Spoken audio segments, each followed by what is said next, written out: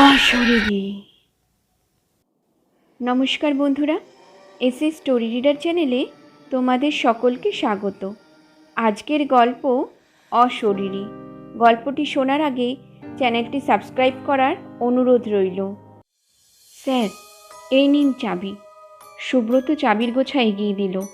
চাবি নিয়ে রাজশেখর বললেন, তুমি ছাড়া এই বাড়িতে আর কে কে আছে কাজ করা দেখাশোনা করার জন্য? সুব্রত বলল, আমিই আপাতত কেয়ারটেকারের ভূমিকা পালন করছি। চম্পা আর গৌর এই বাড়ি ঝেড়ে পুছে গুছিয়ে রাখে। যারা পিকনিকের জন্য আসে, চম্পা তাদের রান্নাবান্নাও করে দেয়। তবে রাতে তো কেউ থাকে না, তাই আমরাও কেউ রাতে থাকি না। সন্ধ্যের মধ্যে কাজ শেষ করে বাড়ি ফিরে যাই। আমাদের বাড়ি অবশ্য খুব একটা দূরে নয়। এই বাড়ির বাউন্ডারির ঠিক বাইরেই কিছু ঘর আছে, সেখানেই থাকি। আসলে বাড়ির যিনি প্রথম মালিক ছিলেন, তিনি এই ব্যবস্থাই করেছিলেন। ঠিক আছে, তোমাকে ডাকলে যেতে পাওয়া যায়, তার কি কোনো ব্যবস্থা আছে? হ্যাঁ আছে স্যার। যে ঘরে আপনারা শোবেন, সেই ঘরে একটা দড়ি ঝুলতে দেখবেন। সেটা টানলে আমার ঘরের ঘন্টাটা বেজে উঠবে। আমি জানতে পারবো আপনারা ডাকছেন। তুমি তো আমাকে সেই আদ্যিকালের গল্প শোনাচ্ছ।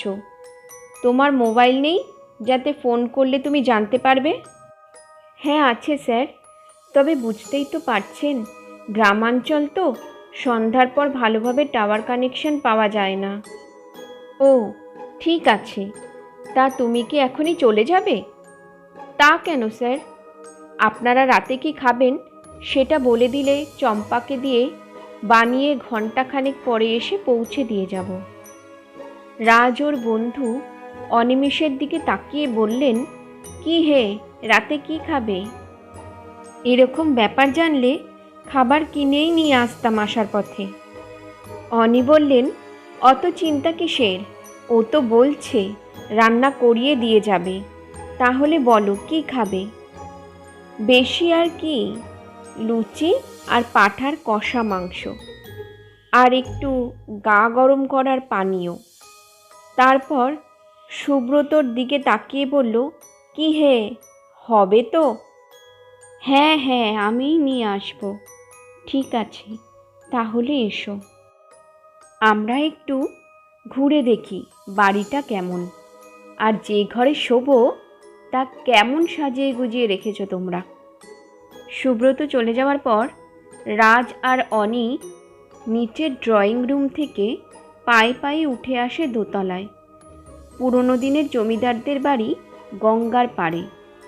এককালে নাকি জমিদাররা এখানেই থাকতো। তারপরে কোনো এক পুরুষ শহরের দিকে বাড়ি করে ওখানে সপরিবারে চলে যান। তারপর থেকে বাড়িটা পড়েছিল।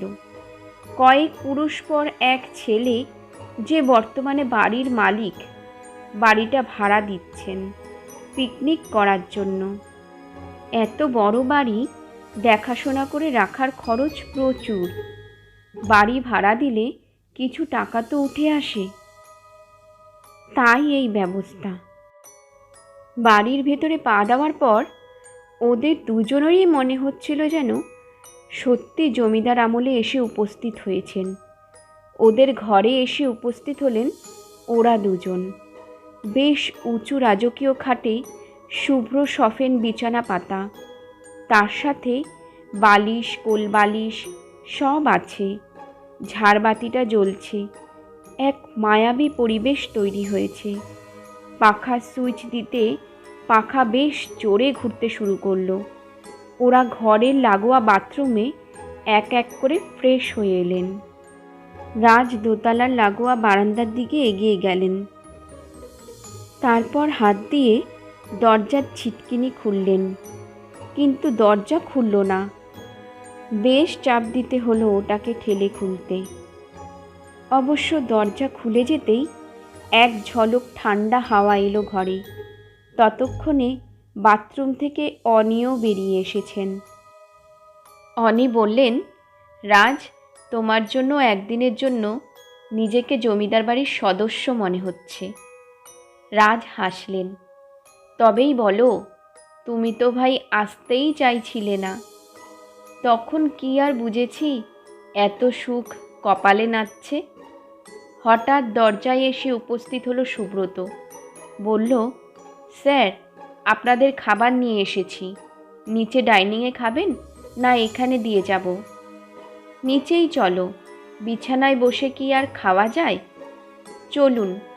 বলেই সুব্রতর চোখ পড়ল বারান্দার দিকে, খোলা দরজার ওপরে। বলল, এটা কে খুলল? রাজ উত্তর দিলেন, আমি। ঘরের গরম হাওয়াটা বেরিয়ে যাবে। সুব্রত আর কোনো কথা ও বিষয় না তুলে বলল, তাহলে আসুন নিচে, আমি খাবার বেড়ে দিচ্ছি। নিচে ডাইনিংয়ে এসে ওদের চক্ষু ছানা বড়া। যা বিশাল এক ডাইনিং টেবিল পাতা, মনে হয় একসাথে জনা 30 লোক বসে খেতে পারবেন। তবে অত লোক এখন না খেলেও টেবিল কিন্তু আগের আমলের মতোই সাজানো। ওরা দুজনে এসে মুখোমুখি বসতেই সুব্রত খুব সুন্দর করে সব সাজিয়ে দিল। তারপর বসে বসে খাওয়া তদারকিও করল। খাওয়া শেষ করে উঠতে ও বলল, আপনারা হাত ধুয়ে বসার ঘরে আসুন, আপনাদের পানীয় ঢেলে দিচ্ছি। দুজনে এসে বসতে সুব্রত পরিমাণ মতন সব মিলিয়ে গ্লাস এগিয়ে দিল দুজনের দিকে। রাজ বললেন, অনেক ধন্যবাদ তোমাকে, অনেক করেছো আমাদের জন্য, আর থাকতে হবে না। রাত তো অনেক হলো, এবার তুমি এসো, দরকার পড়লে তোমাকে পাবো তো? হ্যাঁ স্যার, পাবেন। আমি আসি তাহলে। শুভরাত্রি। সুব্রত চলে গেল। ওরা একটু করে পানীয়র গ্লাসে চুমুক দিচ্ছেন আর গল্প করছেন। হঠাৎ অনি বললেন, বুঝলে রাজ, সব ব্যবস্থা যখন করলে তখন জমিদারের নাচঘরে বাইজির ব্যবস্থাও করতে আরও আনন্দ পেতাম। কোনোদিন তো সামনে থেকে ওসব দেখার সুযোগ ঘটল না। এটা ভালো বলেছ, আগে বললে হতো, এখন আর কি হবে? সুব্রতকে বললেই হতো, ও কি এত তাড়াতাড়ি এর ব্যবস্থা করতে পারত আমাদের মনোরঞ্জন করতে? এই গল্পের মাঝেই হঠাৎ ঘরের আলো নিভে গেল। রাজ বললেন, যাহ, লোডশেডিং। সুব্রত আগে বলেনি তো যে আলো হঠাৎ হঠাৎ যেতে পারে, না হলে ওকে দিয়ে 2-3টে মৌ মানিয়ে রাখতাম। এরকম বাড়িতে আলো চলে গেলে কেমন যেন অনুভূতি হয়। কি হে, তোমার ভয় করছে নাকি? ঠিক ভয় নয়, তুমি সেই আগের মতোই ভীতু রয়ে গেছো। জানতাম না। কথার মাঝে কিসের যেন শব্দ হলো ঘরের মধ্যে। অনিমেষ জিজ্ঞেস করলো, কিসের শব্দ ওটা? কোথায় শব্দ? তুমি শুনতে পাচ্ছ না? কিন্তু আমি যে পাচ্ছি ঘুঙুরের শব্দ। কোথায়? ওই শোনো। এবার রাজও শুনতে পেলেন। অন্ধকারের মধ্যে দুজনেই এদিক ওদিক তাকিয়ে বুঝতে চেষ্টা করলেন শব্দের উৎস কোথায়।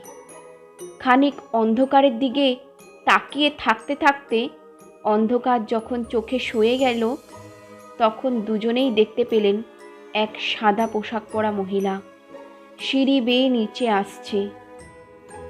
আর ওর নামার তালে তালে নুপুরের আওয়াজ উঠছে। দুজনেই চমকে উঠলেন। সুব্রত তো বলেছিল এ বাড়িতে কেউ থাকে না, তাহলে এই মহিলা এলো কোথা থেকে? মহিলা এগিয়ে এলো কাছে। রাজ ভয়কে পাত্তা না দিয়ে জিজ্ঞেস করল, কে আপনি? কিন্তু প্রশ্ন করতে করতেই টের পেল ওর নিজেরই আওয়াজ অত চেষ্টার পরেও কেঁপে উঠল। মহিলার হাসি শোনা গেল।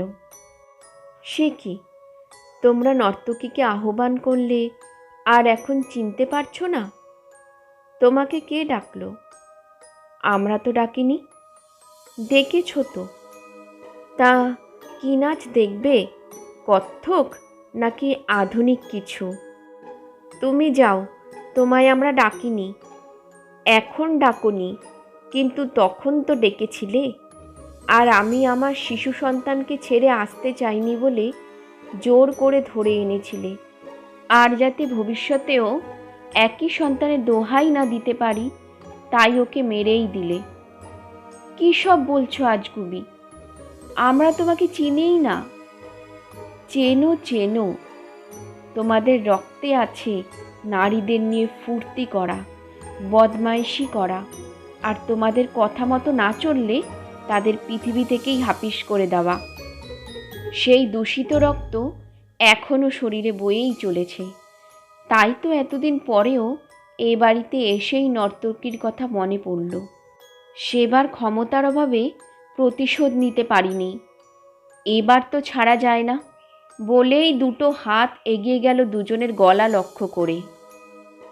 এতটাই আকস্মিক আর এত তাড়াতাড়ি ঘটল সব কিছু যে ওরা পালানোর সুযোগও পেল না।